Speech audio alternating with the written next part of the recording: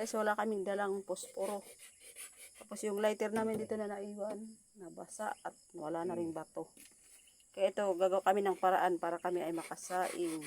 Ayan o. Sinurilip dito. Ayan o. Gagawa tayo ng ng apoy. Para makasaing.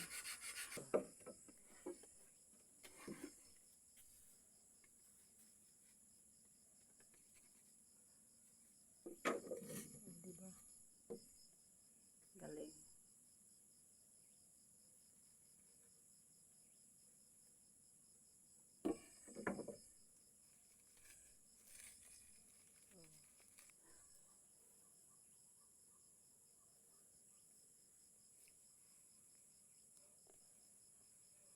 Yes, makakasain na kami.